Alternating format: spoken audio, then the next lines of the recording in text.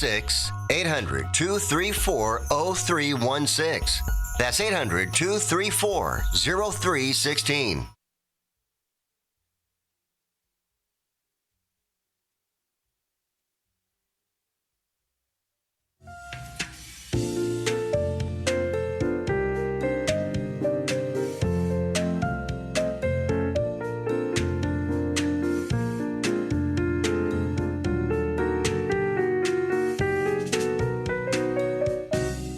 Welcome to the final hour of the first shift. It's 9:06 here at WRMN, AM 1410, WRMN Radio on YouTube.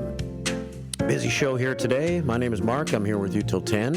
And as I've been talking about all morning long, I have another guest on right now. On WRMN Radio for the first time, we welcome Aaron Kelly. Thanks for having me. How are you? Pleasure to be here. Good. Doing well. Thank you. Yeah, thanks for coming in all the way from Hampshire this morning, right? Yeah, absolutely. And the reason you're here, well, is to introduce yourself to everybody, but also you are running for school board, right? I am. I'm running for the District 300 Board of Education in the coming consolidated election. Yeah. And so why don't you start us off, I guess, just by giving us a little information. You're currently on the board, I know, as a trustee for the Village of Hampshire, but you are a Hampshire resident, and give us some of your background a little bit. Sure. So I've lived in Hampshire now a little over 21 years. Moved there with my wife, who grew up in the town. Her family has been there for a long time. In fact, they moved there in the 50s. And so we've got some deep roots to the community there. And, you know, I've served in different volunteer positions throughout the community and the broader area, right? So through Little League, I am what we call an assistant district administrator. So I help leagues be successful and local leagues, even in Elgin. So Elgin Classic, Elgin National. We have 14 leagues, I think, in District 13 that we help out. So I started with that and then started to be a part of, or ran for and was elected to be a part of the Hampshire Park District, Hampshire Township Park District. So really passionate about youth programs, about helping youth in the community. And I've had the honor of serving the Village of Hampshire now for the past 6 years as a trustee. So as the conversations happened with colleagues, with friends, with family, there was a calling for myself, but also with the support of others that to consider running for the school board. I've had the pleasure of working with the school board on a variety of projects through the Village of Hampshire. So Big Timber Elementary is a new elementary school in the community. So we worked with them on the development. We also worked together through Park District programs. We expanded and did a daycare, the Gary D. Wright Gym. So it's just the more I work with the district and the organization, I see the great impact it makes on our community. And education is really important to me. My son's now at Hampshire Elementary, and so taking my passion for giving back to the community and funneling that into something that can continue to help as he's going through school as well, his friends, and then the broader community is really important to me. So I decided to run for District 300. I feel that not only my service background, my education in psychology, and then I earned my MBA from the University of Illinois, OLI&I. And so I hope to bring those skills to the District 300 board. So, well, that's great. Well, thanks for being here today. What do you do when you're not a trustee or a school board member hopeful or a prior member of the Park District? What's your regular living? Yeah, so my regular living is I'm in product marketing. So I lead product and industry marketing for a couple of industries at a tech company, Salesforce. Some of your listeners have probably heard of or seen our recent commercials with Matthew McConaughey during the Super Bowl. But I am working in the tech field in that area. I also really just enjoy spending time with family and friends. So being able to get outside on beautiful days like today. I mean, you have a great view here, the sun shining out. Yeah. So that's how I like to spend my days. You know, just there are so many different public offices and different things you can do. And I think a lot of them kind of fly under the radar. There's library trustees. There's all kinds of positions that someone feels passionate to run for. And a lot of people that are not involved in that area really have no idea what that person does in that role. As a school board member, what's a regular list of things that a school board member does on a regular basis to contribute and make schools better?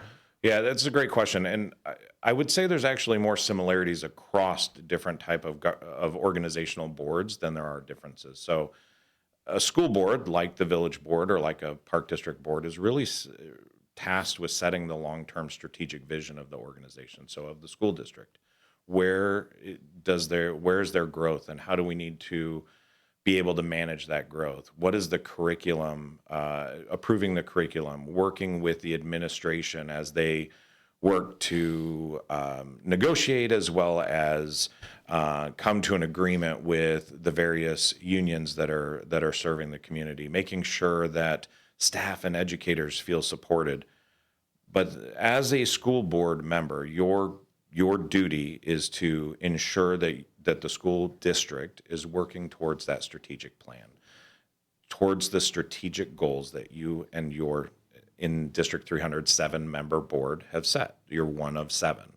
And so continuing to make the decisions, whether fiscal with budgets or curriculum approvals, contract negotiations, or long-term facility plans, you are to set that long-term vision.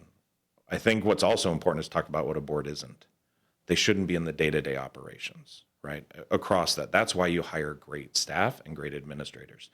And your job is to ensure that they are managing the day-to-day in alignment with your vision. So I think when you look at a school board, those are if you're doing those things in that alignment, then you're doing a great job as a board. And while you have some experience being on boards, obviously being a trustee right now for the Village of Hampshire. So there's 7 school board members on the District 300 school board. Yes. Is that right? Yeah. And you're trying to become a school board member right now. How many positions are open right now? So right now there's 3 positions that are open that are being elected for a full term. So for the full 4-year term, and there's 1 position being elected for a 2-year term. So there was a person appointed into a role this past year, and she is running to fulfill the rest of that 2-year term. And then that will be a part of the next consolidated election, at which point I believe 4 of the board positions will be up for election. So in this one, there's 3 full term board positions available and 1 2-year term. And do you know, so how many people are actually trying to become new school board members? Do you know? Yeah. So for the 2-year term, there's 1 person on the ballot. I'm sure there may be write-ins as well, but there's 1 person running. For the 3 full-year terms, there's 6 individuals that will be on the ballot this year. And we actually all got to meet each other earlier this week. We did a Zoom call for a local media organization where we answered some questions. And it was the first time I think we were all in a virtual room together. But there are 6 of us running for those 3 positions. Mm.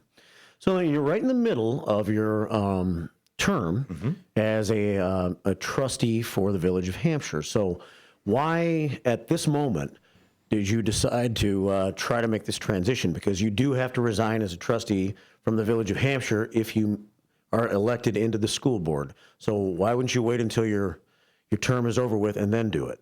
Yeah, that's a great question. So going into the decision-making of doing this, I think that the village board, through the leadership of village president Mike Reed, as well as the other trustees on the board, we have a really good core group of trustees, and we've got some great candidates running for the trustee position coming up in the same election that I'm running for the school board. We have achieved a lot in this time, and we're in the process of seeing some of these projects through to the end. And I know that, or at least I should say, I have full faith and confidence that the trustees and the village president that are there are going to, should I be elected, are going to have phenomenal outcomes from the projects that are there. It just felt like the right time to run for the school board. It was something I was very passionate about. And it was something I had to think a lot about because, as you stated, in the state of Illinois, there are certain roles that you can't be in both positions. And school board and village board or city council are 2 of those positions that are conflicting. So I will have to officially resign should I be elected on April 1st. But I think after really thinking through the opportunity and also the great work that the current village board is doing and the people that are on that board, it felt like the right time.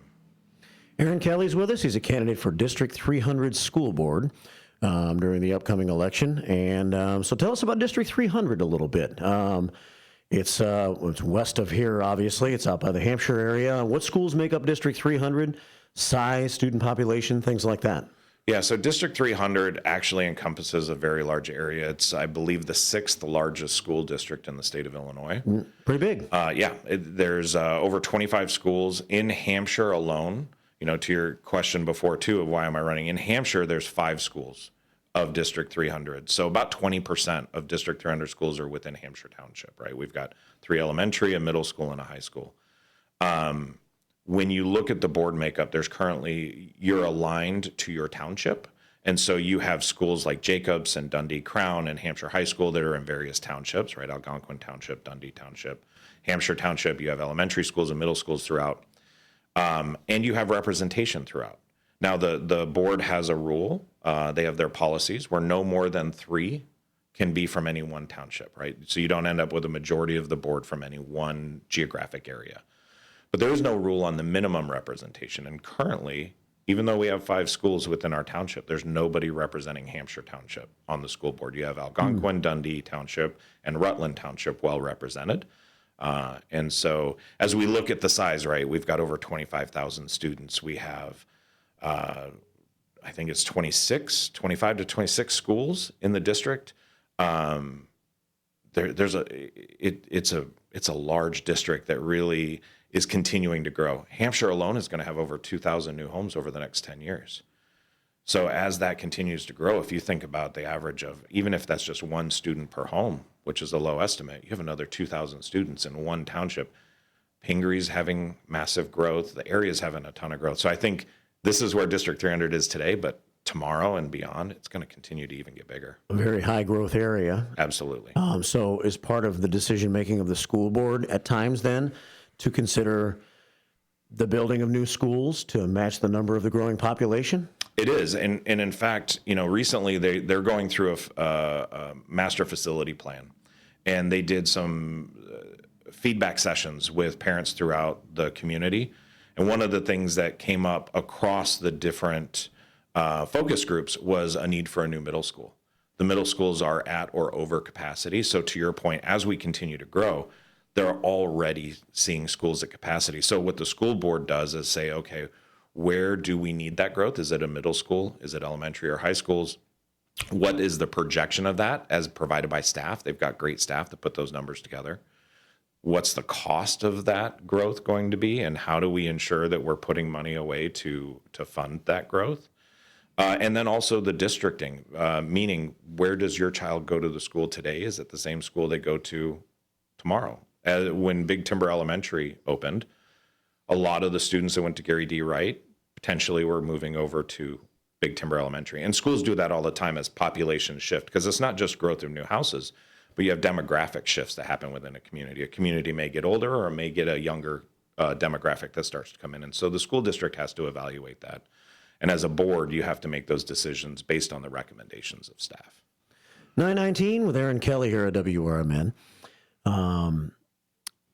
According to the Illinois Constitution, the state of Illinois shall be the largest funder of public education.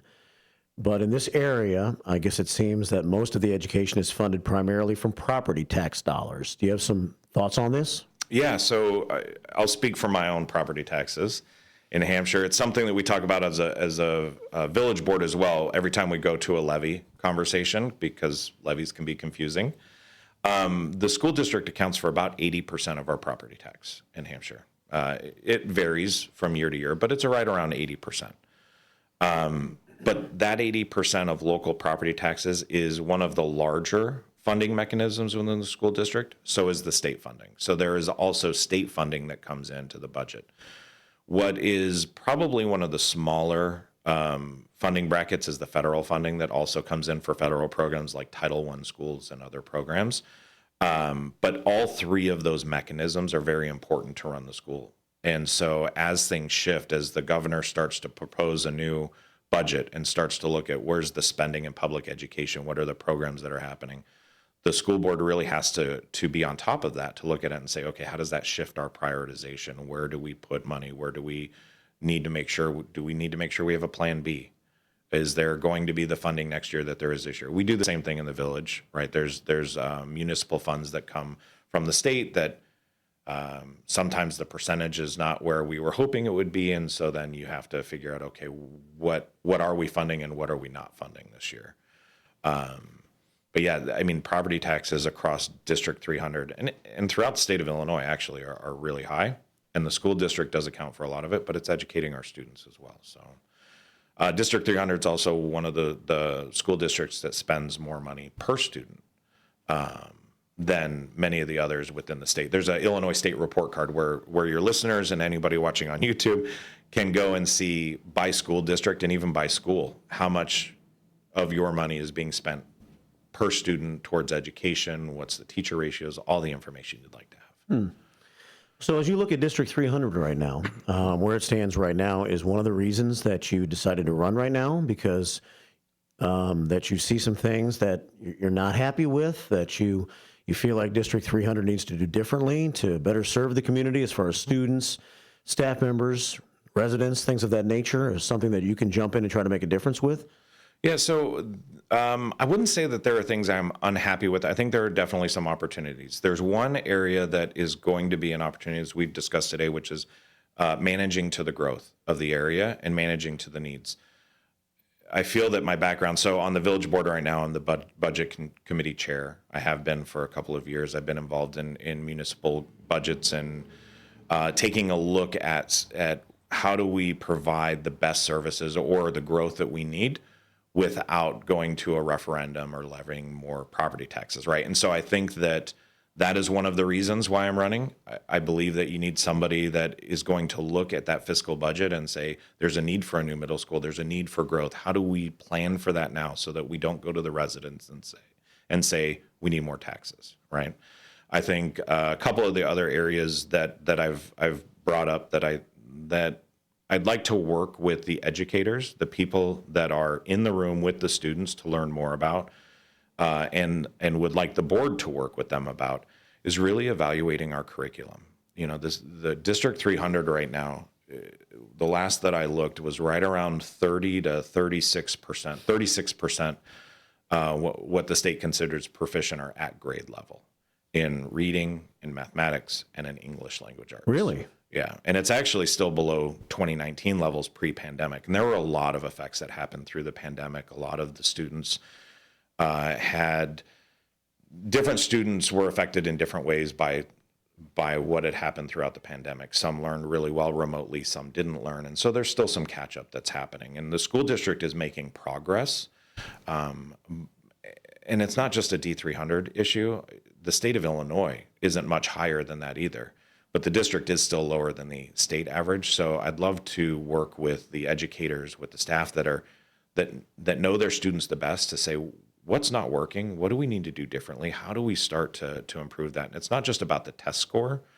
It's about educating the whole child.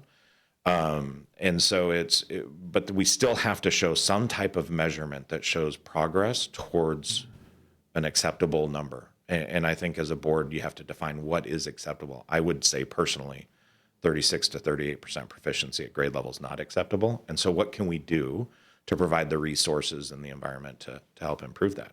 There are some other smaller areas as well, but those are two that I think we can talk about. I shared on a call earlier this week. Not only should we address the current situation, but part of our role, and part of the role of what I believe every school district is to prepare the students for the world they're going to go into. And that's being proactive and looking at things like, how's technology shifting? How is the work shifting? There's conversations of like, should you let students use AI? The conversation should be, how do you educate students about AI and prepare them for a world where it will be there?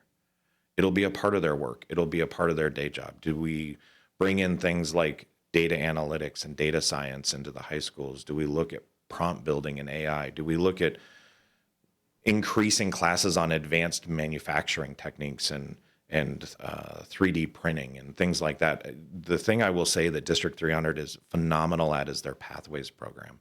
They've got this program where whether it's radio or it's nursing and medical, whether it's the trades, welding, or even advanced manufacturing, students can find their interest of where they want to lead their life to and take classes in those areas and get trained in it. And I'd love to see that expanded as well. Aaron Kelly with us for a few more minutes, 9:26 here at WRMN. What is is there a District 300 policy about cell phones in schools and things like that? I mean, that's something I cannot relate to. I don't have kids, and I can't understand how learning has changed and how social media impacts life of a current school kid, because we didn't have that when I grew up. So it's just such a weird, the things that you should teach the kids or not teach the kids because you don't have to anymore because they have access to it from AI or from their cell phone or from anything else. So it's real tricky as you mentioned, technology develops, right? Yeah, absolutely. I mean, this cell phone policies in schools is a big topic right now. We just heard the governor talk about it.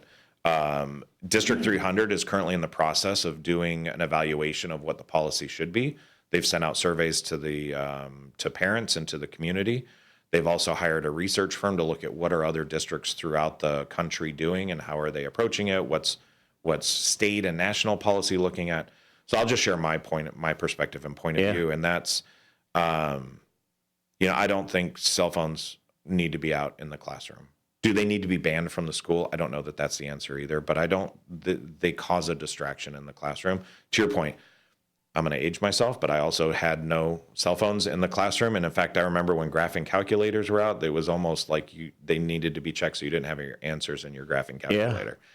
I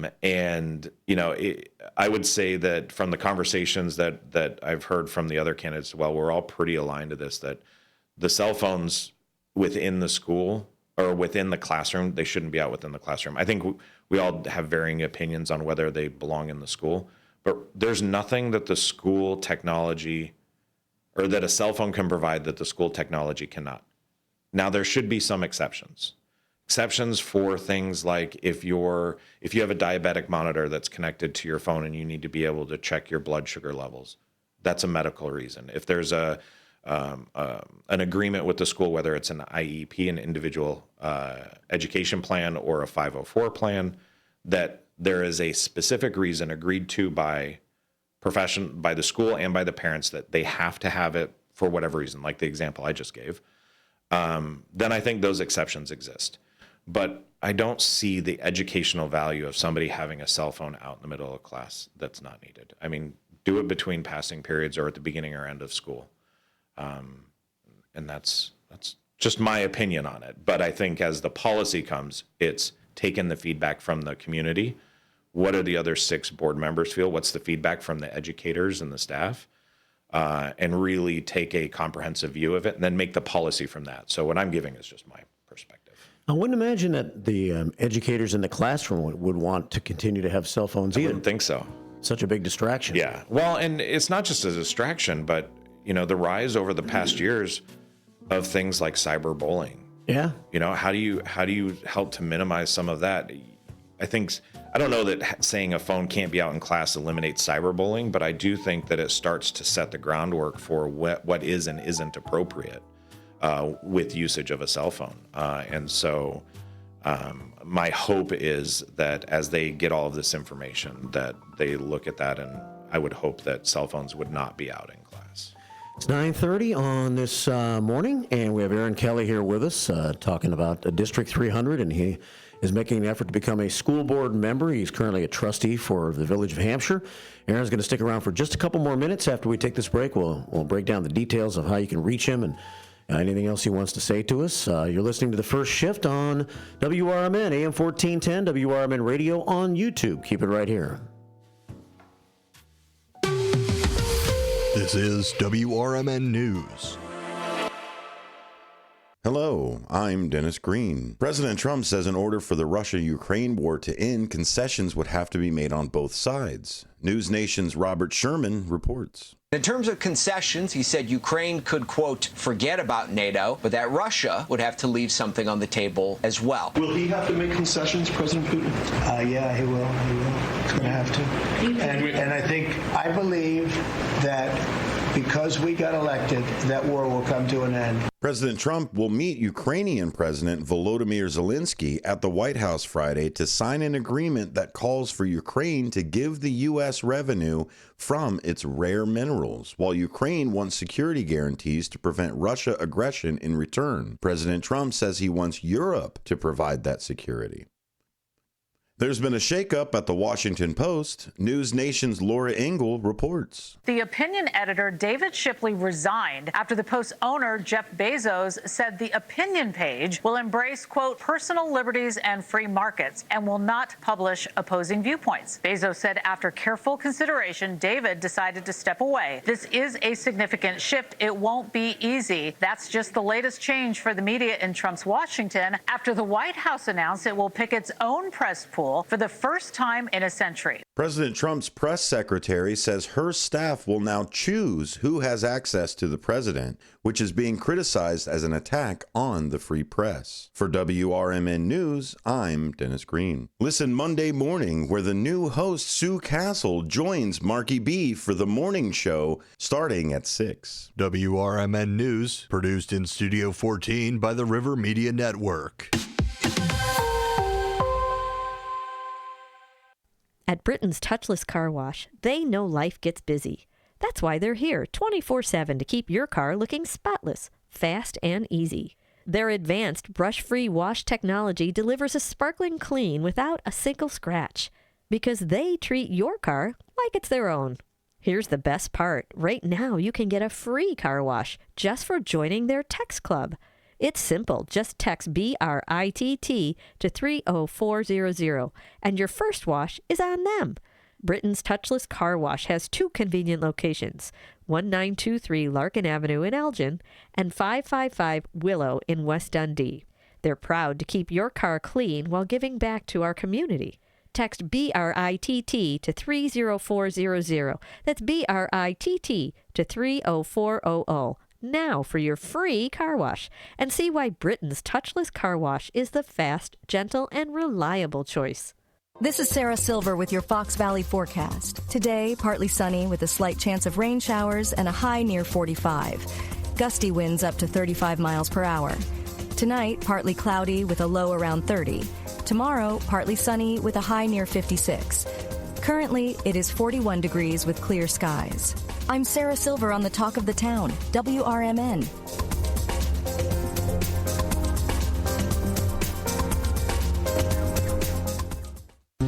If you've been waiting to hear Macy's winter clearance, now's the time. Get everything you've been eyeing all season long at prices that are worth the wait. How good? Think 40 to 70% off coats, sweaters, boots, and more. Plus, come in and get an extra 20% off all your clearance purchases. That's up to 75% off. So if you've been waiting to treat yourself to something cute and cozy, hurry into Macy's now, because you're not the only one ready to score amazing winter deals. Savings off already reduced prices. Exclusions apply.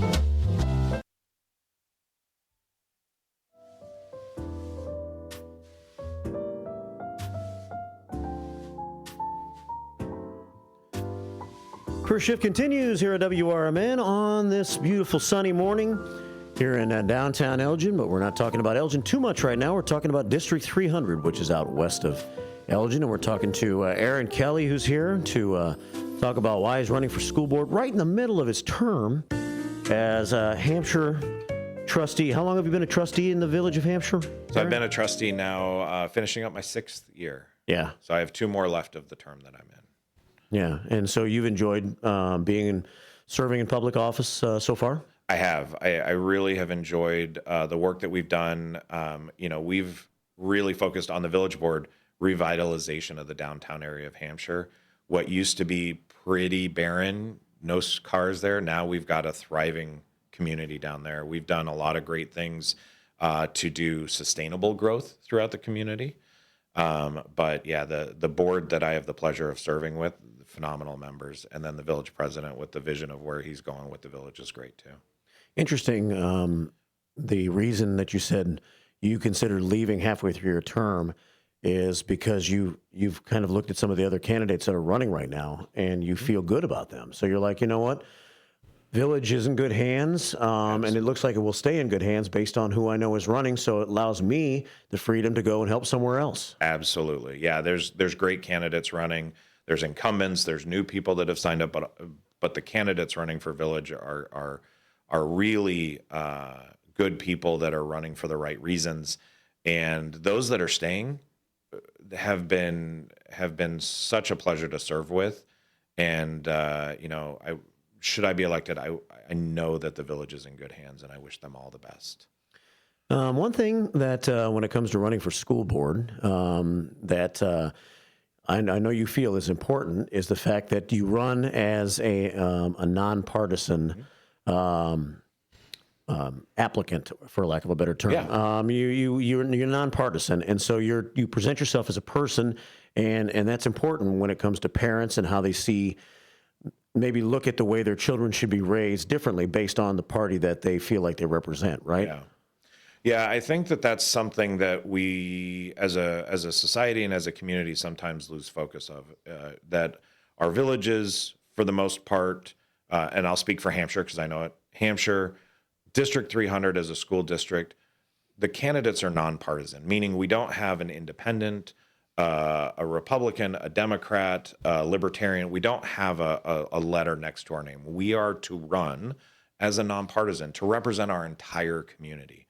And to me, the boards that truly embrace that are the ones that can get some really phenomenal things done. And so, that's what I've been working really hard to ensure that people understand is that, I am really running as a nonpartisan candidate. I'm running for what I have heard is important for the community, but what I personally feel are the opportunities in District 300. And, I look forward to meeting everybody and all the different points of view. When we talk about the conversation, how do you move the district forward? It really does take that diverse conversation and diverse points of view to come together to say, okay, how do we do the best thing for as many people in the district as possible? You're never going to make everybody happy in any role that you have. But how do we do the best that we can for the most people within the area? And the only way you can do that is if you represent everyone. And so that's important to me. And I appreciate you bringing that up. Yeah. Well, just a couple minutes left. So you want to just, say maybe 2 or 3 of the top reasons you want to be a school board member again and things you'd like to try to accomplish?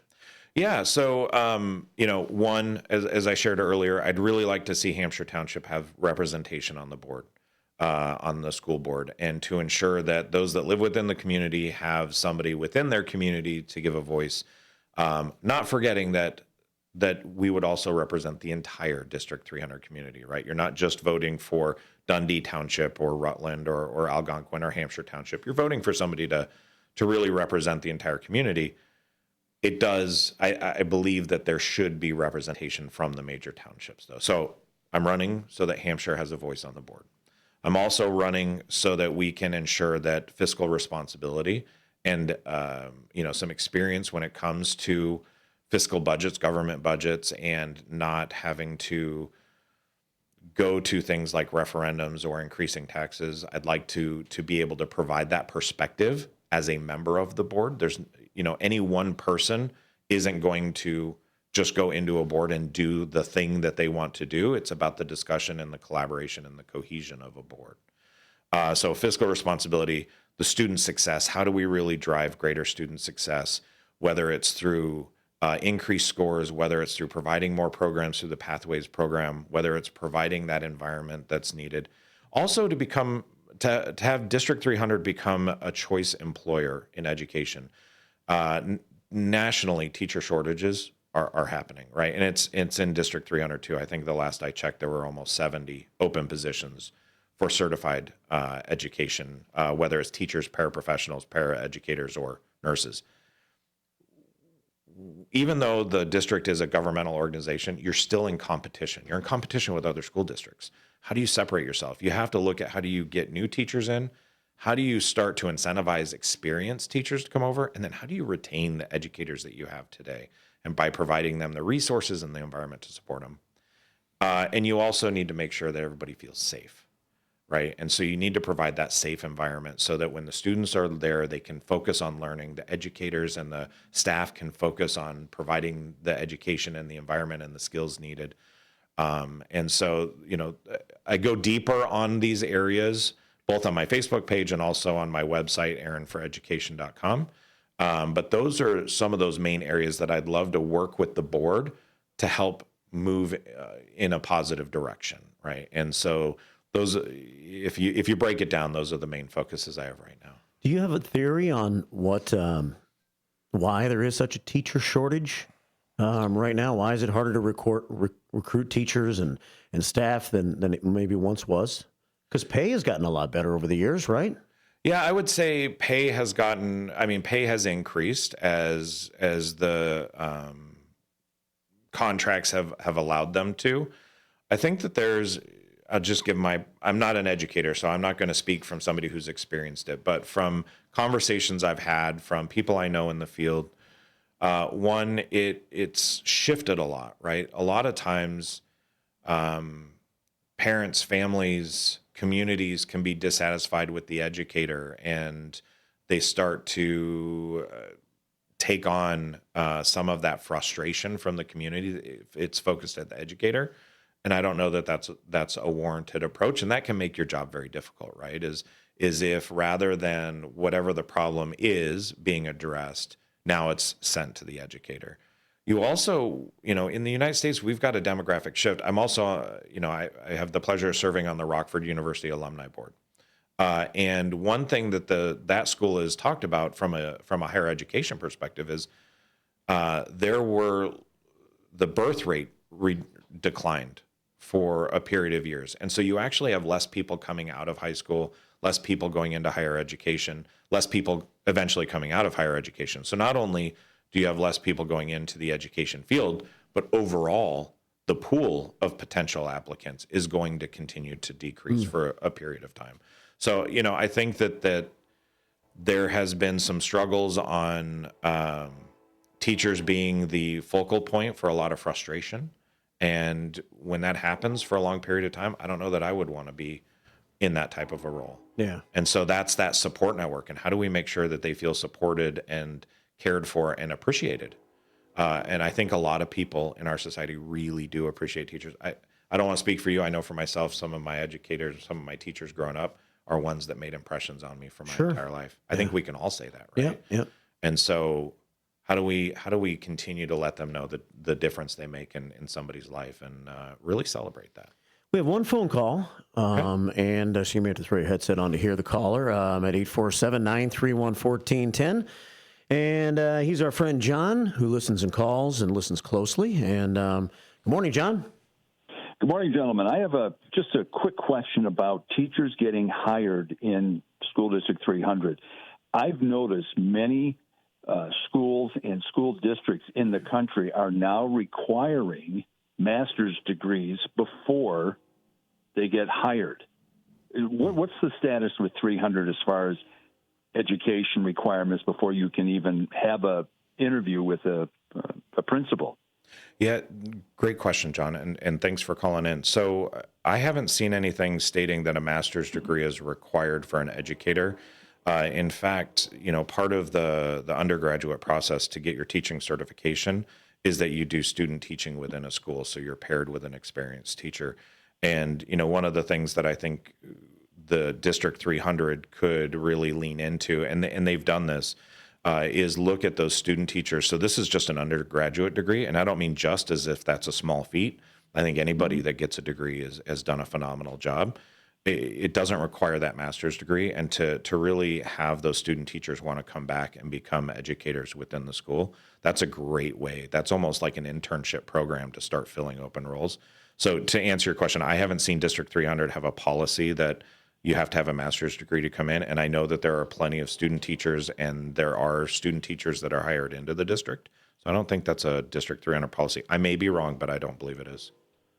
It would seem that, and I've noticed this in like Wisconsin, for example. I have a family member that got a degree in elementary education and also was a student teacher But then when she decided to explore the possibility of working in that school, that was a school that said you have to have a master's before you'll even apply. Is there a benefit, can you see, to that? Because usually it'll cost the district more money to hire someone with an undergrad than a master's. And I know a lot of teachers will start out and then they'll get their master's at night, and then the district is required to pay them more when they have a master's.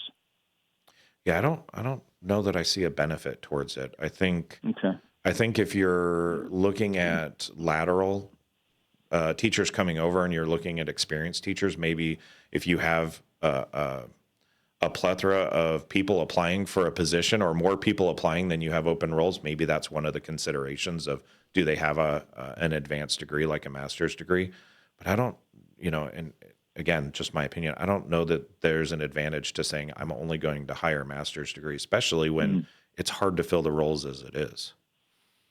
I was going to suggest that, because it makes it seem, at least in my world, that my perspective is that it's weeding out those who just got an undergrad and want to be a school teacher, and maybe it reflects more of a commitment to education by getting a master's beforehand, and the district's deciding that, yeah, it's worth it to pay this brand new teacher, even though, they do have a master's. It's worth it to pay them more to start out than it is to get somebody fresh out of college in May and have their own fourth grade class in, August. Yeah, and you make a good point. I do think there is something to be said about being able to hire a new teacher that has a master's degree in there. They usually are going to have a specialization of the area that they were studying for that master's degree. I just am saying I don't think it should be a requirement of the role. If you have those applicants, great, but I don't ever think that somebody with an undergraduate degree that's done their student teaching, has their certificate, wants to go into education, wants to help our students prepare for the future ahead. I don't ever think you should have open roles because you're not willing to hire a good qualified candidate for that. Sure. Thanks, John. Well, thanks. I appreciate the question. And another great guest, Mark. Thank you, sir. All right, take care, bud. Yeah, you too. John Prigge checking in this morning. Well, thanks for the time today. If people want to learn more about you, reach out to you, whatever the case may be, what are the ways to do that, Aaron? Yeah, so feel free to go to the website, aaronforeducation.com. I've got a form on there if you want to connect. I'd love to meet as many people as possible. I'm active on Facebook. It's Aaron Kelly for D300. And I'm posting in the D300 discussion group and other district Facebook groups as well. So feel free to reach out anyway. If you'd like me you want to sit down and have a conversation, a phone call, whatever it may be, feel free to reach out, and I'd be happy and look forward to meeting as many people as possible. AaronForEducation.com. That's it. A website you can find out more about him. Well, thanks for the time. Nice long interview today, and I wish you the best of luck in becoming a school board member. Great. Thank you for the time. Aaron Kelly, School Board District 300 is what he's running for right now. So 9:48 here on the first shift. Keep it right here for the final segment in just a couple of moments. I never graduated from high school. I realized I wanted to go back to school because I didn't want to work these back-breaking jobs the rest of my life.